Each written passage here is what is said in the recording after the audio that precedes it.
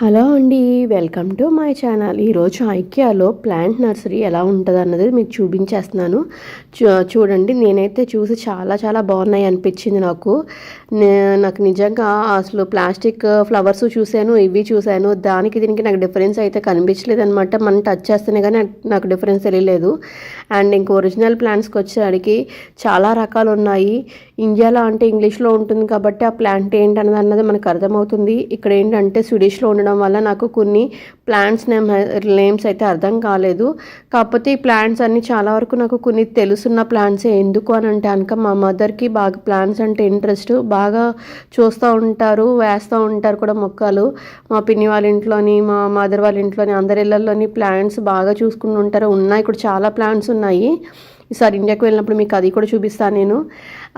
అక్కడ ప్లాంట్స్ ఉండడం వల్ల ఏంటంటే నాకు ఆ ప్లాంట్స్లో ఈ ప్లాంట్స్ ఉన్నాయి కొన్ని. సో ఓకే, ఈ ప్లాంట్ ఇది అనమాట, ఈ ప్లాంట్ ఇది అనమాట అని కొంచెం అయితే ఐడియా వచ్చింది నాకు. కాకపోతే నాకు ఏంటంటే తీసుకొని మనం పెంచుకోవాలి అంటే మటుకు నాకు ఇక్కడ ప్లేస్ లేదు. ఇక్కడ ఏంటంటే ప్రాబ్లము, సమ్మర్కి మాత్రమే చూసుకోవాలి ప్లాంట్స్ అంటే.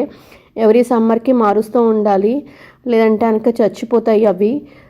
ఎందుకు అని అంటే ఇక్కడ కూలింగ్ చాలా ఎక్కువ ఉంటుంది, కోల్డ్ వాతావరణం కదా మాదంతా. వింటర్ వచ్చేవాడికి ఇంకా స్ప్రింగ్ స్టార్ట్ అయిందంటే ఇంకేమీ పని చేయవు. సో ఇప్పుడు ప్రజెంట్ అయితే కనుక సన్నీగా ఉంటుంది కాబట్టి ఒక 20 degrees 25 degrees అలా ఉంటుంది కాబట్టి ఓకే. అది దాటి వెళ్ళామంటే మట్టుకు ఇంకా సమ్మర్ దాటి వెళ్తే కనుక ఇంకా వింటర్ స్టార్ట్ అయిపోయినట్టే. ఇంకా అప్పుడు మొక్కలు చచ్చిపోతాయి. సో తెలిసి మళ్ళీ బాధ పెట్టడము ఎందుకు అని చెప్పేసి నాకు కొంచెం బాధగా ఉంటుంది అవి చచ్చిపోతున్నాయనంటే. అందులో ఇంకో రీజన్ ఏంటంటే నేను ఇండియాకి వెళ్ళినప్పుడు ఎక్కువగా ఎవరికి అప్ చెప్పాలి ఏంటన్నది తెలియదు. కీస్ ఎలాగిస్తాం ఇంకొకరికి అని చెప్పేసి అదొక బాధ. సో అందుకని ఎందుకు పెట్టుకోకుండా ఉంటే బెటర్ కదా ఇంకా అని చెప్పి పెట్టుకోను. అండ్ ఇంకోటి ఏంటంటే లక్కీ ఇంకా చిన్నపిల్ల, అది ఏంటంటే కుండీలోంచి మట్టి కూడా తీసి కొంచెం కుకింగ్ అది అనుకుంటూ ఆడుకుంటూ ఉండేది. సో అదంతా నాకు క్లీనింగ్ మరీ ఇబ్బంది అవుతుందని చెప్పేసి అవన్నీ కూడా తీసేసి ఇంకా ప్రశాంతంగా ఉందాము ఓన్లీ ఉన్నంత వరకు అని చెప్పేసి ఒక రోజ్ ప్లాంట్ ఒకటిని ఇదొకటి పెట్టుకున్నా. అండ్ ఇంట్లో మాకేంటంటే స్కూల్ తరపు నుంచి ఒక ప్లాంట్ లేదంటే కనుక 2 plants వస్తాయన్నమాట. ఎవ్రీ సమ్మర్ స్టార్ట్ అయిన తర్వాత వాళ్ళు సీడ్ అయితే వేస్తారు, సన్ఫ్లవర్ సీడ్ కానీ పీస్ కానీ అట్లాగా వేసి ఇంటికి అయితే పంపిస్తారు. దాని గురించి నేను పెద్ద కుండీ కూడా కొన్నాను. నేను ఆ పెద్ద కుండీ కొని అప్పుడు నేను దానికి సపరేట్గా అతను తెచ్చిన ప్లాంట్ని అందులో పెట్టేస్తాను అనమాట. చాలా బాగా గ్రో అయ్యి పీస్ కూడా వస్తూ ఉంటాయి. సన్ఫ్లవర్ అయితే కనుక సన్ఫ్లవర్ పెద్దగా వస్తుంది. కానీ నాకు అవన్నీ ఏంటంటే ఇండియాకి వెళ్ళిపోవడం వల్ల నేను చాలా మిస్ అవుతున్నాను దాన్ని. సో అందుకని ఇంక ఈసారి లక్కీకి కూడా చెప్పానమాట తీసుకుని రావద్దని. కానీ ఆల్రెడీ తీసుకొచ్చింది ఒక ప్లాంట్, దాన్ని ఎవరికైనా ఇద్దామా అని ఆలోచిస్తున్నాను నేను. ఎందుకంటే ఉండాం కదా, ఉండనప్పుడు ఎందుకు మళ్ళీ చచ్చిపోతుంది వాటర్ పోయకపోతే అన్న బాధతో ఉంటుంది. అందుకని అది అలా పక్కన పెట్టాను అనమాట. ఇంకా లాస్ట్కి అయితే నాకు చాలా ఇదిగా అనిపించింది చూడ్డానికి. అట్లా మొక్కలు అన్నీ వస్తూ ఉంటే ఆ స్మెల్ ఒకటి చాలా చాలా బాగుందనమాట. ఆ ఫీలింగ్ మొక్కల దగ్గర, ఇంకా మొక్కలు స్మెల్ ఒకటి, ఇంకా ఒక్కొక్క డిఫరెంట్ ఫ్లవర్స్ స్మెల్ వస్తుంది. అండ్ పెద్ద మొక్కలు కూడా ఉన్నాయన్నమాట బయట గార్డెన్లో. వీళ్ళ స్వీడిష్ పీపుల్ ఎక్కువ ఏంటంటే ప్లాంట్స్ దగ్గర ఎక్కువ టైం స్పెండ్ చేస్తారు. ఇంక సమ్మర్ వచ్చిందంటే ఇంట్లో కన్నా బయట ఎక్కువ ఉంటారనమాట. ఈ వేడికి ఉండలేక ఇంట్లో కన్నా బయట కుర్చీలు వేసుకొని బాల్కనీలో ఈ మొక్కల దగ్గర కూర్చోవడము అట్లా చేస్తూ ఉంటారు.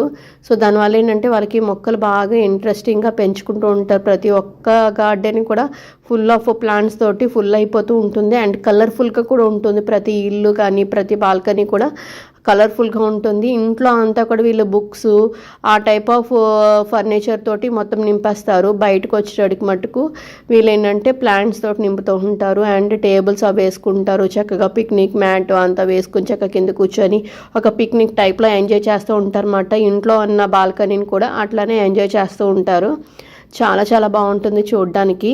అండ్ నాకు చాలా ఇంట్రెస్టింగ్గా ఉంటుంది అన్నమాట. స్వీడిష్ పీపుల్ని చూస్తే నాకు ఎంత బాగా ఎంజాయ్ చేస్తారా లైఫ్ని అని అనిపిస్తూ ఉంటుంది. అసలు ఫేస్లో ఎక్స్ప్రెషన్స్ కూడా అంత తెలీదు. వాళ్ళు సీరియస్గా ఉన్నా కూడా అంత కనిపెట్టలేము, జోగ్యాలుగా ఉన్నా కూడా ఏం చెప్పలేము. సో వాళ్ళ ఫేస్ నుంచి అయితే ఎక్స్ప్రెషన్ అయితే మనం ఫైండ్ అవుట్ చేయలేము. కానీ వాళ్ళ ఎంజాయ్మెంట్ మటుకు చూస్తే మటుకు మనకు అర్థమైపోతుంది, ఓకే వీళ్ళు ఎంజాయ్ చేస్తున్నారనమాట అని. గ్రిల్ చేసుకుంటూ ఉంటారు బయట, ఇలాగ బయట కూర్చుంటూ ఉంటారు సన్నీలో. చాలా బాగా ఎంజాయ్ చేస్తారు. చేస్తారు, సీజన్కి తగ్గట్టుగా ఏ సీజన్ అయితే ఆ సీజన్కి తగ్గట్టుగా ఎంజాయ్ చేసుకోవడానికి ప్లాన్ చేసుకుంటూ ఉంటారనమాట. ఇప్పుడు సమ్మర్ అంతా సైక్లింగ్కి అట్లా వెళ్ళిపోయి బాగా ఎంజాయ్ చేస్తారు, గ్రిల్స్ ఇవన్నీ చేసుకొని.